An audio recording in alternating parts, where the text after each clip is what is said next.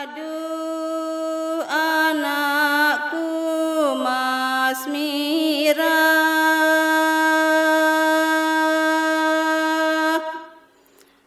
buah ate kembang mata,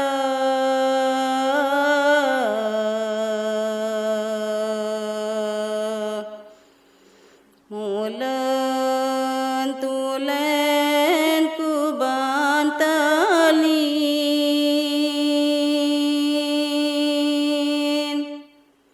sintu sepanjang jalan takut sih kan gimana kita mau disunat kan mikirnya disunat kayak cowok yang penyakit mungkin pernah nanya-nanya penyakit jantung penyakit jantung soalnya banyak juga kan yang nggak sunat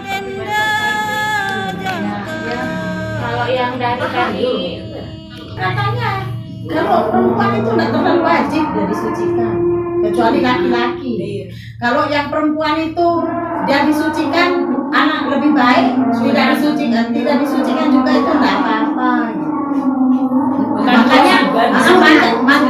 Makanya kebanyakan yang di Lombok ini banyak yang nggak disucikan juga anak-anak karena nggak wajibnya itu. Kalau laki-laki kan wajib ya.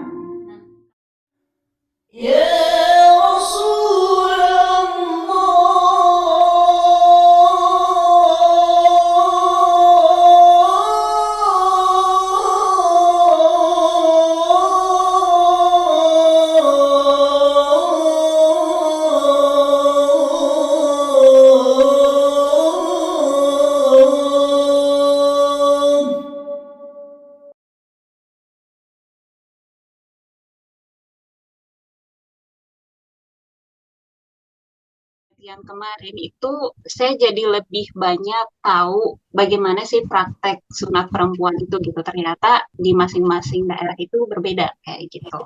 Itu sih Kak kalau secara umum dari penelitian yang kemarin kayak gitu. Langsung ke ibu saya kalau saya pernah disunat atau tidak begitu. Nah, ibu saya pun bilang saya pernah disunat dan itu menggunakan pisau yang tumpul. Nah, jadi ekspektasi saya orang yang disunat di sekitar kampung saya, perempuan-perempuan yang disunat itu menggunakan pisau yang tumpul, hanya sampai seperti itu. Tapi setelah turun lapangan yang waktu itu jauh dari ekspektasi saya gitu.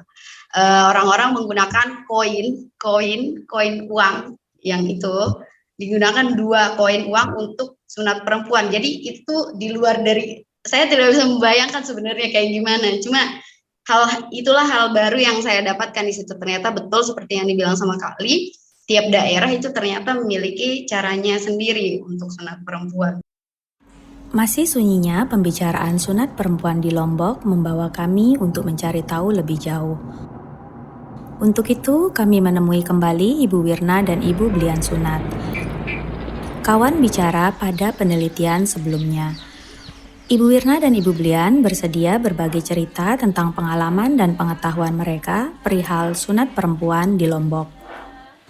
Suci kalau di sini itu, tapi kan bahasa sekarang sunat perempuan itu. Kalau dulu suci disuci.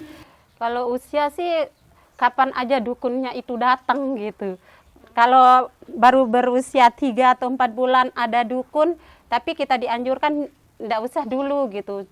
Tunggu anak itu usianya udah ingatlah kalau dia itu pernah disuci gitu. Jadi makanya itu dulu pas anak saya masih 2 tahun ada yang keliling saya enggak lakukan karena mungkin nanti kan kita enggak tahu umur berapa anak-anak kita meninggal kan mereka enggak tahu kalau udah disuci. Jangan sampai dia mengulangi lagi, makanya tak tahan sampai anak saya yang nomor 3 itu baru berusia 4 tahun, anak yang kedua sudah kelas 3 SD, kalau anak yang pertama udah kelas 4 SD dia.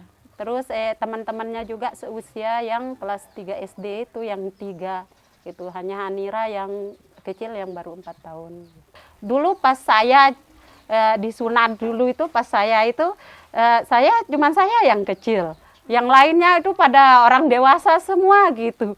Karena mereka enggak ingat kalau dia itu sudah disuci. Dan saya disuci itu dulu pas yang masih SD, yang kan lulusnya tahun 93 ya.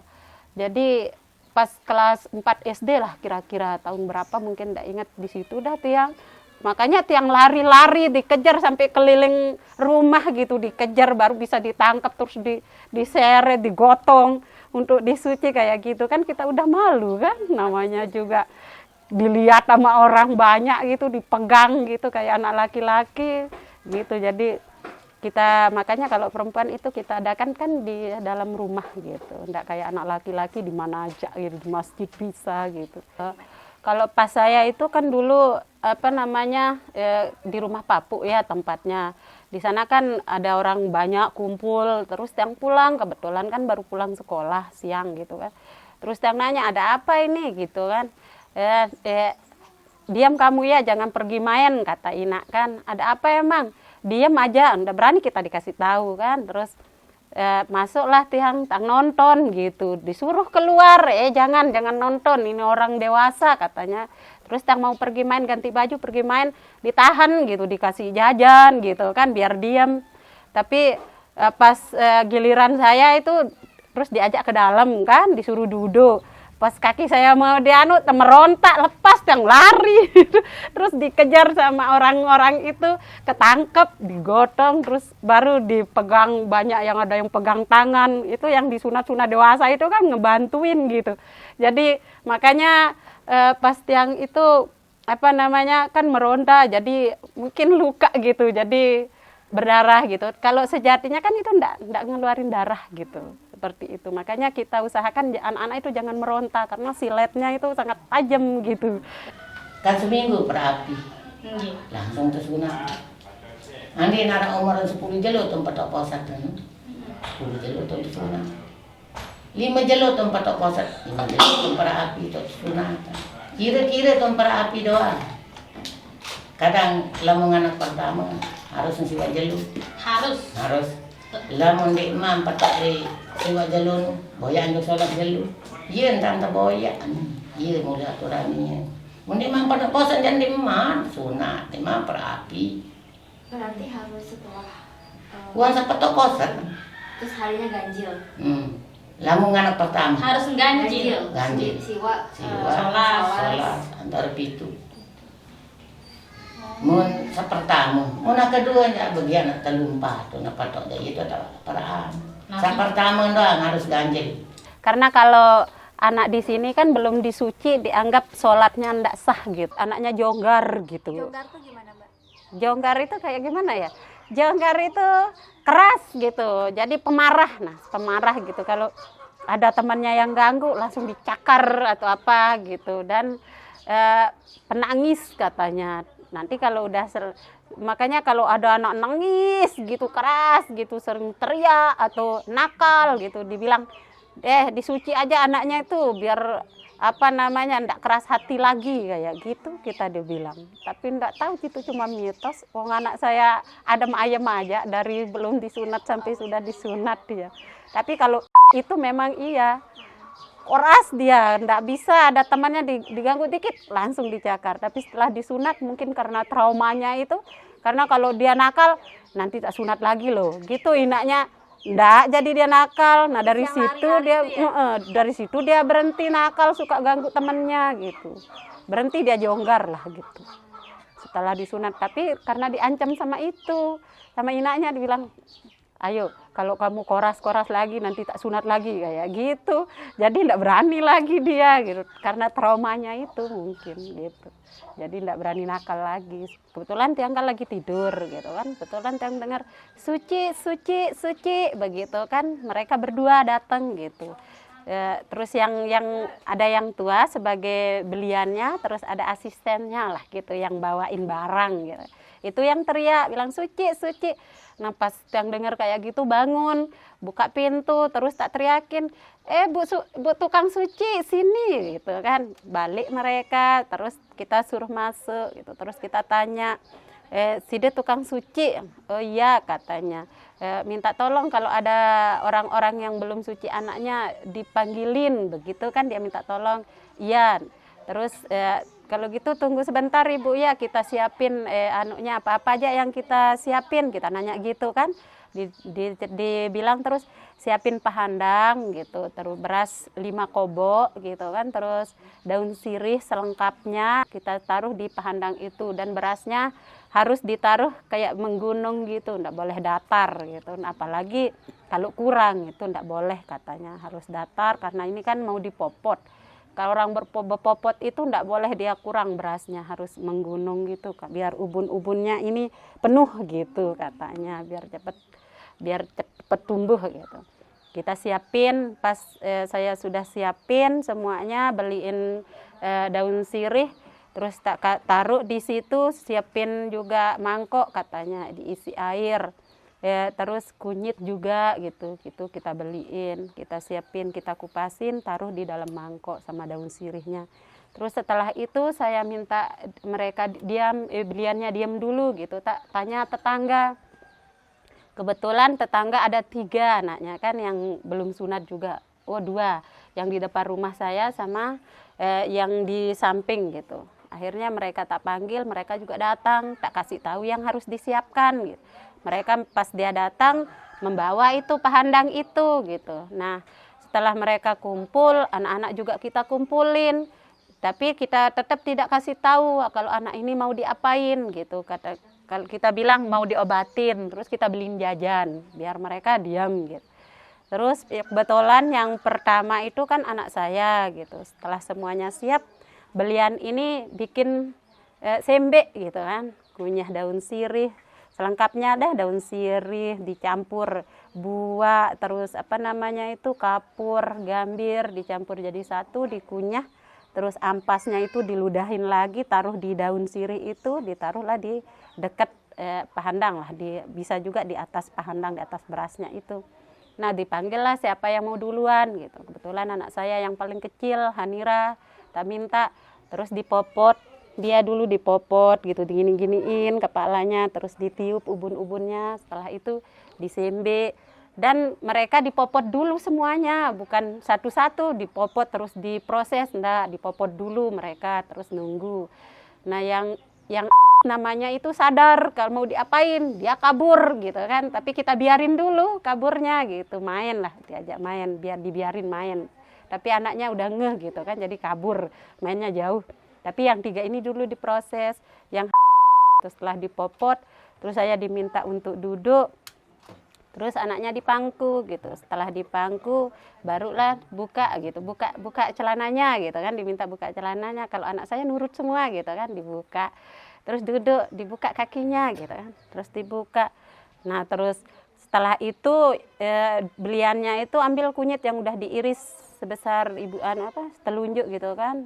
Terus mereka ambil majenya itu bisa juga silet gitu kan. Terus diambil, kan itu direndam dulu sama di air itu kan, direndam, diambil, baru mereka proses gitu. Terus diginiin sedikit gitu. Kalau anak saya disuruh buka dia kan. Terus giniin sedikit sekali gitu. Terus ditaruh lah pisau itu di mangkok yang punyanya gitu. Nah, setelah itu selesai satu gitu kan, ganti lagi. Begitu juga prosesnya seperti itu sama gitu kan. Terus Rina namanya gitu kan prosesnya, tapi yang ini kita cari dia gitu, sama kayak saya, kalau dia itu lari-lari kita gotong gitu sampai 4 orang kita butuh bantuan Ina sama amaknya itu untuk megang tangannya, biar takutnya nanti kan luka gitu, kalau dia gerak luka, karena suci ini tidak bikin luka gitu, tidak bikin luka. Kata orang yang tukang suci itu tak bilang, kok tidak dipotong, tak kirain dipotong gitu kan, karena dulu pas saya itu ingetnya perih gitu kan, berdarah berarti dipotong. Terus tanya, tidak dipotong Bu, gue bilang, tidak Mbak, ini tidak dipotong, cuman kita hilangin yang putih bulat sedikit di ujungnya itu katanya. Oh gitu, baru tak lihat benar pas itu.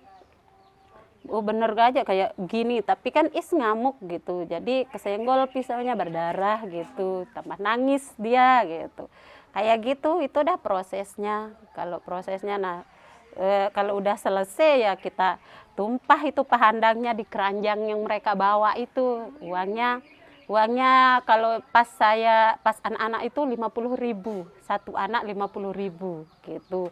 Terus uangnya kita ambil, kita kasih uangnya. Kalau beras daun sirihnya kita pindahin, sama benangnya pindahin, berasnya dituang di di keranjangnya itu. Setelah selesai dukunnya pulang, barulah kita gali di belakang rumah tanah gitu untuk nuang. Karena pas mereka belum pulang itu mereka bilang air ini jangan dibuang sembarangan ya, dikubur katanya. Makanya kita bikin lubang sedikit, terus kita tumpah di situ, terus kita timbun lagi dengan tanah katanya. Biar kalau dibuang sembarang kan nanti kalau ada kulitnya yang kena gitu diinjak atau dilengkak. Kalau itu kan tidak boleh dilengkak-lengkak seperti itu. Jadi amannya kita timbun, dan kita timbun di belakang rumah biar tidak dilewatin sama orang seperti itu. Sewaktu makai api, ini sarang bagi anu sunah, ya sarang. Kita tak sunah anak bu kan, angkat bacaan anu selawat baca. Makan yang kita disini, kan makan lain dengan minyak tahu kita di sini. Nah ini tahu sebenarnya. Zaman itu, menakan minyak kan di sini cari. Sunat sebenarnya untuk sini. Kadang panas selalu jalai, sama-sama salai, zaman lain di mana sebenarnya ini. Nah ini jangan dinara istilahnya. Sarang tabengnya ada iyo, ada tabengnya para api langsung sunat. Ini papuk lain. Lagi nyudung di nanti pelang. Jadi ukuran sanu menindak terbaik. Ini kan tahu ini tajam kan di tajam sanu. Mu andi datang ini kebelo nani sa tajam lagu sama ni ukuran baik nani sama nu marak ukuran sabaru ni barang ni baik dan sepelang ini sama ni sih terbaik di tengah-tengah ni marak misalan marak ibarat taswit dan tunggah akan putu sani aron tu niat jauh nani putu nani ya bau menu tanah terbau. Ini bau si tagal meni tak api nah bau darah. tetap gal. Karuh keruan tambah iya mau keruan bau nih. Dia mau tak ada masan nih. Isi tak anu, sanu tak tetap di anu nanu zaman. Dia perek barang ini terus perek alkohol nangis kan. Keperek nuni nangis mal. Taduk bayi ada naruan balik masing-masing darah. Siri lu ini darah nih. Lu yang bau enggak. Ketesan dah makan ini mani masih indah. Malik kemana alkohol. Ini mangka darah, ini mangka alkohol. Ada nanti terus. Lamun masih mangka darah alkohol si teman ini baru tengah. Iya tu ulu amal sekali itu baru mau malik. Duit lalu beberapa ni kanina. Anu darah anu kena andi nak duit masih darah. Lalu malas kelai tengah rawas ni masih mengkahan jari ini nak. Itu mengkahan. Menangkah jantin kambing. Hindi nak kambing lang, bina man yung tanara ini na. Hindi apa ni. Wala ta pamano. Simi iya man ato patikin, ta pagalang, manungot pasangan kelambi. Pasangan kelambi manungot terus foto manungot na. Yan sekarang sa baru no. Lalu punya susun sina mo tega man si nara. Misal baru sekali temen bu, hindi man berdarah berarti. Din tahu 2 kali, sekali doang. Lalu kan ini barang tadi. Harus sekali. Din tahu doyan 2 kali. Harus sekali. Sekali nu kan yoda, semakin ini doang tenda sembau. Tenda sendiri. Misal anu si iman bau, lalu harus kali sebenarnya. Bukti nu darah anu harang kasih kedik nilu sebenarnya. Terus. Iya bukti nu darah terus kan. Misal milu sami baru kedik ini. Naket nanu sanu dengan ti. Tidak naket di sana. Dari silet ni tu naket. Kecut jenisan.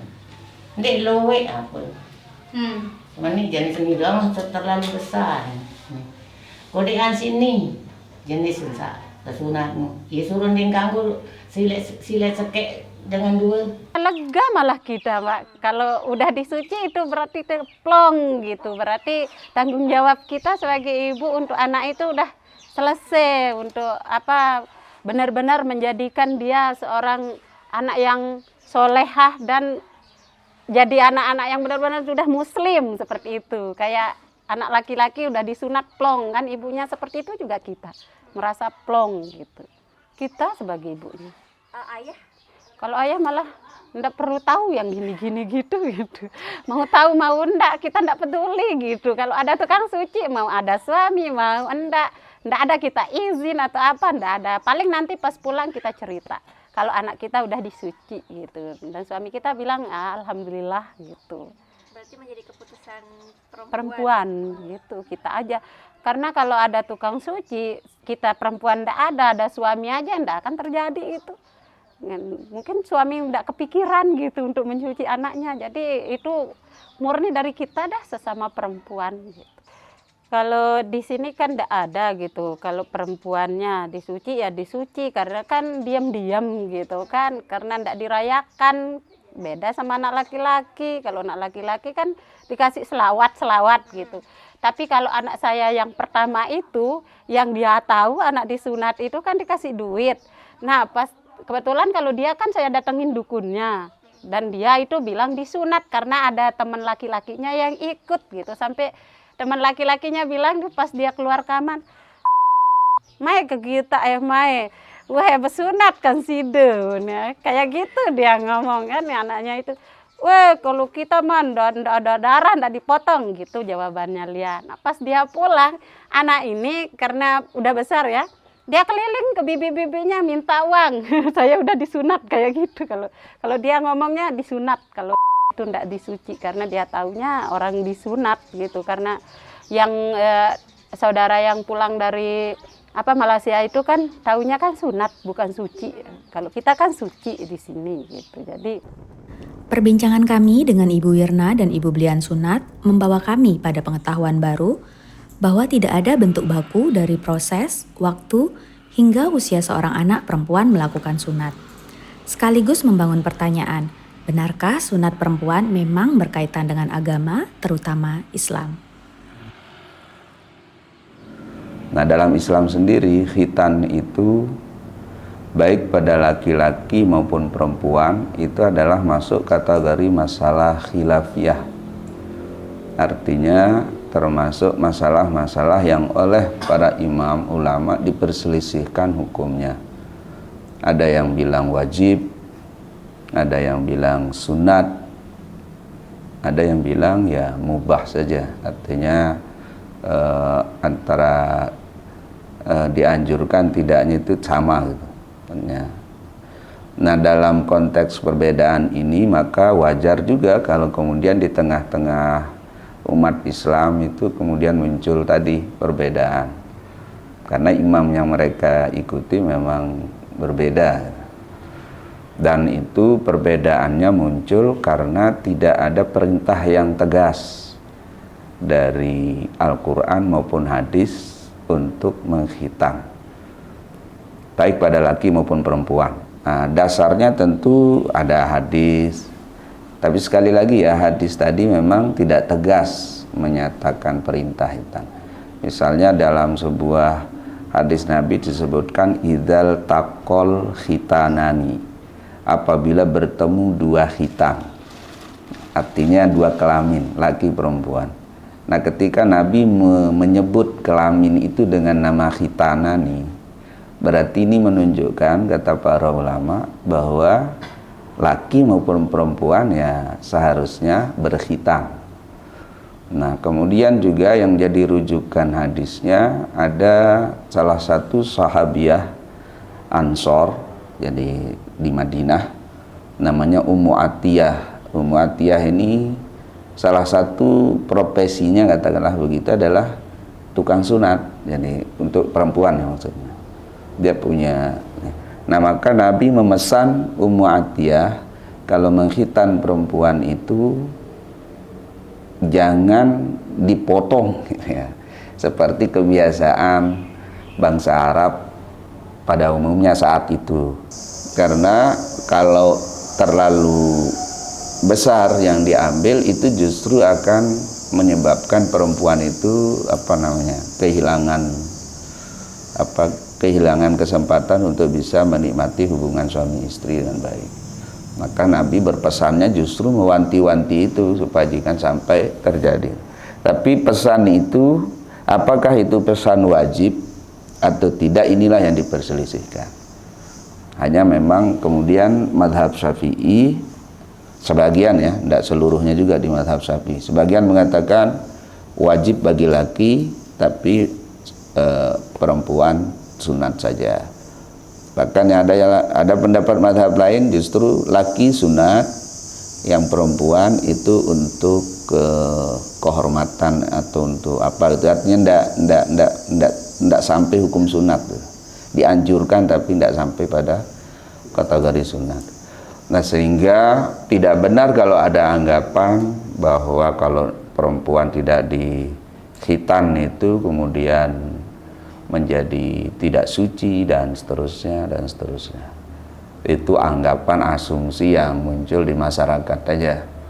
Sah tidak sahnya ibadah sholat itu ditentukan oleh salah satu syarat sahnya, namanya kita harus suci dari najis.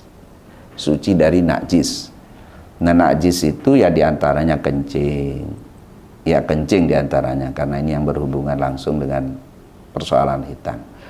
Nah, pada kasus perempuan ini tidak terjadi. Dia najis kelaminnya gitu karena kencing, karena buat dia dihitan tidak dihitan itu tidak menghalangi kencingnya keluar dengan baik ya. Kemudian nanti tentu bersuci juga bisa, tidak terhalang dia. Sehingga bagi perempuan itu tidak ada masalahnya. Proses ini yang sama-sama kita kawal agar dia jadi baik jadinya, caranya sesuai dengan yang memang diperlukan saja, jangan berlebihan. Nah, itu gimana caranya, ya itulah yang dicarikan solusi. Kalau mau dipaksa, mau digiring misalnya supaya semua tidak mewajibkan, itu kayaknya menjadi sulit. Karena ini bukan sekedar tadi yang saya bilang ta'abudi. Kalau udah bicara ta'abudi itu keyakinan.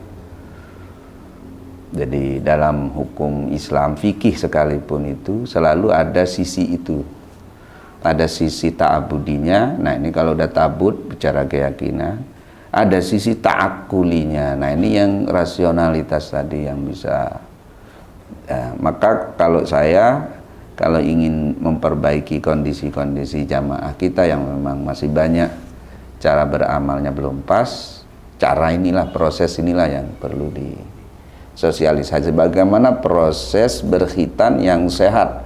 Saya kira dan itu kewajiban orang kesehatan lah, mencarikan kita cara berkhitan yang sehat.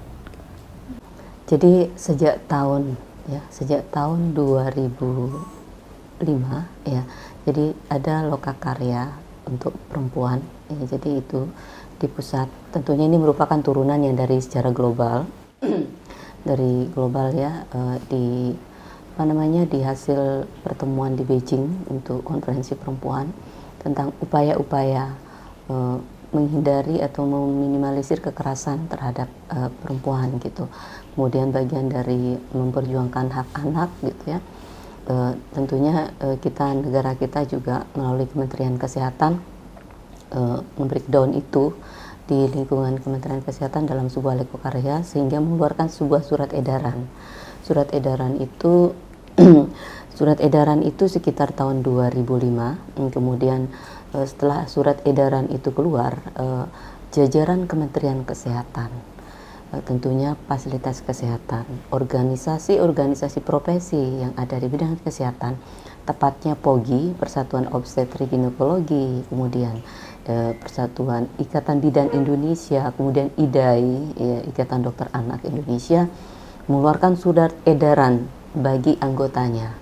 Jadi 2006 setelah hasil lokakarya itu dikeluarkan, semua mengeluarkan surat edaran di tahun 2006 untuk tidak boleh ada praktik sunat perempuan itu. Jadi ketika itu sudah dikeluarkan surat edaran tersebut, kalau kita di Lombok Timur waktu itu melakukan sosialisasi di kabupaten, mengundang puskesmas, bidan koordinator.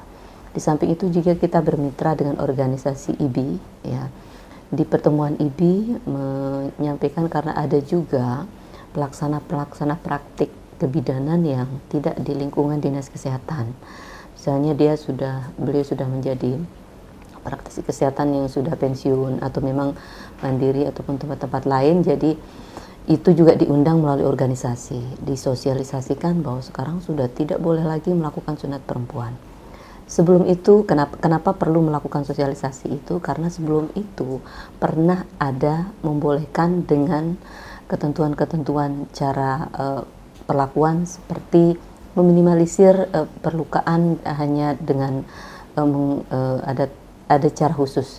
Tetapi setelah konferensi Cina di Beijing, kemudian 2006 keluar surat edaran, maka itu juga harus diikuti untuk menarik informasi dulu, sosialisasi dulu yang dulu menarik praktik tradisional di masyarakat dengan mengupayakan pergeseran ke fasilitas kesehatan, walaupun dengan cara yang lebih aman, artinya membersihkan saja, tetapi diluruskan karena jauh lebih penting dari itu adalah mengedukasi masyarakat bahwa betul-betul FMC ini tidak boleh ya. Jadi tidak boleh dilakukan pemotongan genitalia perempuan karena itu adalah bagian melanggar hak asasinya, seperti itu. Jadi di puskesmas dulu malah ada retribusi untuk tindik dan sunat dulu. Tapi setelah 2006 sudah tidak ada. Tidak boleh. Meski berbagai pihak tidak menyarankan, bahkan cenderung melarang, praktik sunat perempuan masih langgeng di masyarakat Sasak. Dari 4 kabupaten di Lombok, kami menemukan tipe praktik sunat perempuan yang berbeda.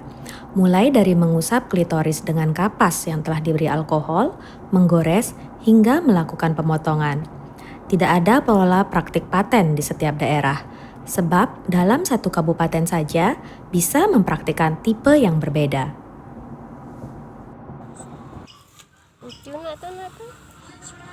Bapak sama kelanjang tapi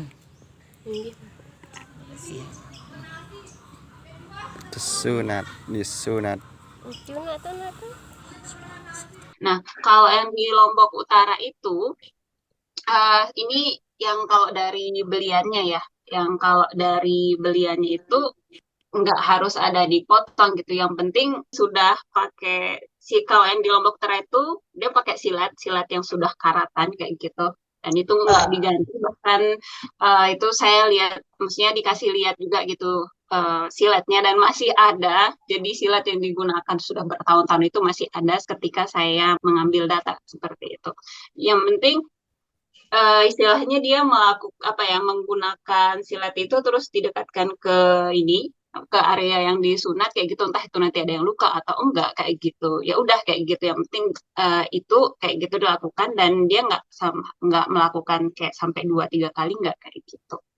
Di Lombok Timur salah satu responden itu menjelaskan sebenarnya nggak ada tidak dilakukan pemotongan seperti itu. Nah, di bayi perempuan di ujung klitorisnya itu seperti ada kotoran, itu yang dibersihkan. Kalau kemudian kita berbicara dari belian, karena saya juga kemarin melihat langsung sunat perempuan yang dilakukan salah satu belian di Lombok Barat, itu bisa dibilang kalau secara kasat mata nggak susah dilihat sih kayak gitu. Jadi dan itu prosesnya itu pun seperti nggak nyampe 1 menit gitu. Jadi tidak sampai 1 menit. Jadi hanya seperti sepersekian detik, dan kemudian ketika dilihat itu apakah daging di bagian dari area klitoris atau area vagina si bayi perempuan atau tidak, itu agak susah disimpulkan seperti itu. Ataupun kalau yang di Lombok Utara istilahnya tidak semua kena potong gitu. Jadi tergantung ketika mereka sunat itu, nanti kalau ada yang kegores ya ada yang luka, kalau enggak ya udah gitu. Kalau yang diambil itu menurut beliannya kan ada apa mungkin namanya itu, pernah tak tanya ada namanya itu yang diambil di ujungnya kan bulat. Coba perhatikan aja pas anak perempuan lahir itu dibuka aja, dilihat, dirasakan di ujung itunya ada kayak buletan kecil gitu, itu yang dibuang gitu. Dan itu cuman dilapis sama kulit sedikit gitu. Jadi walaupun itu dibuang enggak berdarah. Kalau enggak luka gitu. Kalau luka ya karena ngamuk berdarah gitu. Lima beli antam bawa sintinjo dengan lain salib keruakan beli lalu sejenis meni bau dengan beli belu lah senangan menahi sedih Bilu tadi mau semenit tampor kamu. Iya sakit dan mau darah. Sekarang belona kok. Yes. Coba kamu tunjukin sekupnya belona Kamu sih. mau beli? Mau beli. Oh. Iya bau nih dengan tahun ini kias nangis. Begigit nanti malik kena wan setanu siri manu ansi ini engkah kuning. Boy andara berarti. Ya andara engkah meruk dulu uni meni dini meruk meni tangka meruk dulu dini nangis baik dini nangis. Engkah kalau engkah kuning kan. Lagu berbita mangkah siri darah. Ada seharus senarak teman di mana tu pemani angkret parek nuning kana kiwa tahu kena parek wah sendi dengan kan namun kana kocet baru ini tu kena parek ai dong uni sa kocet baru mujaan putih jak parek uni sa beli nu dengan we sendi bukan di mana pelai na pucak tanah tiu pian naik hari akhir nanti arak tali ku buat ibu piring pian naik pian simbi pengen namanya pupuk semangat di mana. Kami menunjukkan gambaran ukuran klitoris yang pernah dipotong dalam salah satu praktik sunat perempuan untuk mengetahui kemungkinan yang bisa terjadi dan dampak ke depannya. Seperti ini tuh panjang banget, lumayan itu lumayan. Hanya saja yang mereka tahu itu kebetulan saja tidak berdampak langsung kematian. Dipikir itu adalah sebagai sunnah yang ini jadi menangis pun ada pun dianggap hal biasa gitu. Tapi jelas itu sejumlah itu adalah jumlah yang sangat berbahaya, tidak bagus untuk anak tersebut. Jadi jangka pendeknya kalau dia dilakukan sunat itu reaksi setiap anak berbeda. Anatomi, genitalia setiap anak itu tidak sama ukurannya, tidak sama responnya. Yang jelas di genitalia eksternal itu kan bagian luarnya, itu adalah bagian yang sangat sensitif, sangat banyak pembuluh syaraf. Sehingga termasuk juga pembuluh darah banyak, sehingga digunting akan cepat sekali menimbulkan reaksi perdarahan. Kalau benar terjadi seperti itu, maka yang dilakukan di kampung biasanya kan akan histeris keras, dan ada yang perdarahannya berlebihan seperti itu. Jangka panjangnya di organ tersebut akan terjadi sikatrik itu semacam bekas luka. Pada orang yang sudah melahirkan, ketika sikatrik itu kena dan terbuka, akan menimbulkan efek perdarahan yang lebih pada saat melahirkan, dan itu bisa membuat saluran antara lubang vagina dengan lubang kencingnya akan menjadi tersambung, merembes terus, sehingga kedepannya nanti harus dioperasi. Pertemuan kami dengan Ibu Nur Hidayati memberikan pengetahuan bahwa praktik ini tidak memberikan manfaat pada tubuh perempuan, justru melukainya. Jika demikian, maka praktik ini bukan untuk kepentingan perempuan itu sendiri. Sunat perempuan menjadi tanda bahwa masyarakat masih melabeli perempuan sebagai makhluk yang liar sehingga perlu untuk dikendalikan. Melukai tubuh perempuan untuk hal yang belum bisa dipastikan manfaatnya, bukankah menjadi pelanggaran atas hak untuk terbebas dari siksaan? Bagi perempuan, dan ini lagi-lagi selain masalah konsen tadi, kita tidak menghargai perempuan sebagai makhluk yang bisa juga menikmati hubungan seksual itu, karena perempuan kadang-kadang sering dianggap sebagai objek seksual, menikmati atau tidak masalah. Oleh karena itu banyak orang yang bahkan menganggap sunat perempuan ini tidak berbahaya dan menjadi alasan agar perempuan tidak binal gitu. Ya memang itu adalah bagian kekerasan, mungkin bagian dari kekerasan seksual ya, khususnya karena itu tadi. Karena ternyata berdasarkan perspektif medis itu tidak ada yang membenarkan kan sunat perempuan itu dia berbahaya bagi perempuan justru. Kalau kita sengaja menyediakan atau menyodorkan bahaya bagi tubuh perempuan, ya apa namanya? Itu ya kekerasan gitu. Kekerasan, tidak ada penamaan yang lain karena kita sengaja melakukan itu. Secara tradisi, karena tradisi atau budaya itu juga harus dinamis, maka dia harus berkiblat juga pada ilmu pengetahuan kontemporer. Dalam hal ini medis itu. Baru-baru ini KUPI juga pada Kongres Ulama Perempuan Indonesia yang kedua yang dilakukan di Jepara pada tanggal 25 sampai 27 November ya, 23 sampai 27 November kalau nggak salah. Salah satu dari fatwanya mengharamkan atau melarang sunat perempuan jika secara medis itu berbahaya. Di Indonesia, Persoalan sunat perempuan menjadi kompleks karena kemelekatannya dengan agama dan budaya. Dalam konteks Lombok sendiri, kuatnya ikatan antara masyarakat Sasak dengan agama membuatnya seolah tak lagi memiliki ruang untuk diperdebatkan. Praktik sunat perempuan berada di ruang tertutup dan tabu untuk sekedar membuka pintu perbincangan. Sebab perempuan yang membicarakan perihal seksualitas dianggap tak bermoral. Tapi kita tahu, kita bisa memasuki ruang gelap itu dan memberi penerangan seperlunya. Selalu ada ruang negosiasi. Menghindari bahaya itu jauh lebih baik daripada mendapatkan kemanfaatan. Jadi bahaya itu dulu yang kita hindari.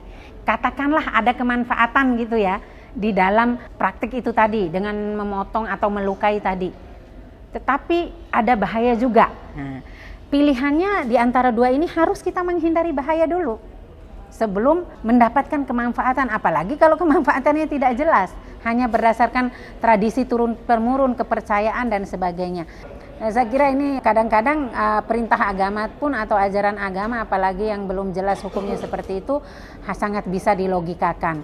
Jadi tidak boleh agama itu merugikan dan juga tidak boleh agama itu ditolak belakangkan dengan hasil penelitian kontemporer. Dalam hal ini ilmu medis gitu. Kalau secara medis memang dikatakan bahwa ini sangat berbahaya, tidak boleh dan sebagainya, ya tentu kita orang yang beragama harus mengikuti juga hasil penelitian medis. Jadi boleh-boleh saja gitu, diredefinisi selama gitu, tidak membahayakan. Jadi yang fokus di situ adalah pada ritual daur hidupnya sebagai bagian dari budaya, karena budaya ini pun kearifan lokal perlu. Dan kalau saya setujunya adalah pada bagaimana memberikan celebration gitu ya, celebration bagi laki-laki, anak kita laki-laki dan perempuan, sehingga sama posisinya di hadapan budaya. Jangan anak laki-laki saja yang diselebrasi ketika terjadi peristiwa sunat ini, tetapi anak perempuan dilakukan diam-diam bahkan tanpa konsen pada saat mereka bayi. Nah ini kan sudah ada ketidakadilan dan ini secara budaya juga salah gitu. Dan inilah yang harus kita rubah. Tetapi kalau budaya ini kemudian fokus pada bagaimana memberikan tempat yang sama untuk anak-anak kita dari sisi selebrasi ritual daur hidup tadi, saya kira setuju. Dengan syarat sekali lagi tidak membahayakan perempuan. Di fikih inilah ikhtilafu ummati rahmat. Perbedaan pendapat itu membawa rahmat. Maka ketika ini wajib menurut yang lain, kan yang lain bilang sunat saja. Kalau dampaknya bagi orang tua tidak bagus, ngapain dihitam? Biarin aja sudah. Toh bagi perempuan itu tidak meninggalkan masalah apa-apa. Kalau dipastikan merugikan, ya jangan dilakukan. Artinya hukum Islam itu sebenarnya dengan adanya perbedaan itu justru memberikan ruang untuk kita bisa tadi menyesuaikan juga dalam penerapannya.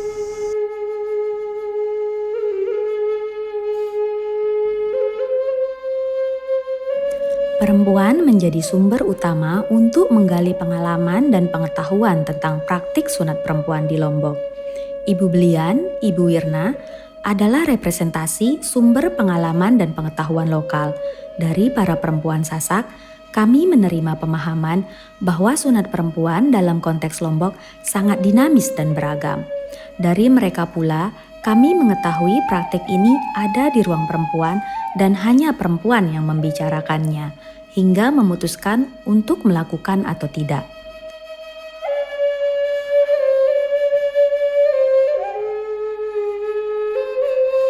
Praktik ini telah mengakar menjadi bagian dari kehidupan sebagian dari masyarakat Muslim di Lombok.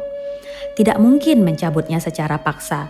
Tentu dibutuhkan waktu yang bisa jadi sangat panjang dan sinergi semua pihak untuk memastikan perempuan dan anak perempuan dapat hidup layak dan aman, serta terhindar dari segala bentuk penyiksaan. Bukankah setiap bayi, perempuan, ataupun laki-laki dilahirkan dalam keadaan suci? Aduh anakku Mas Mira,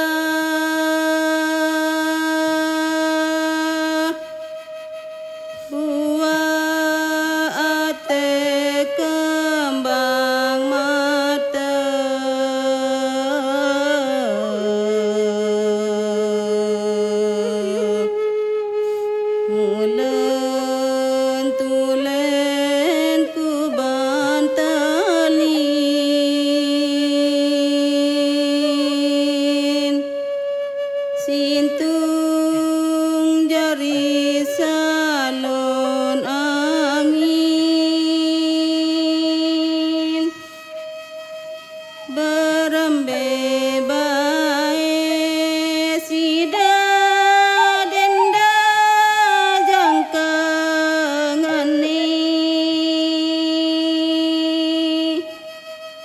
kembang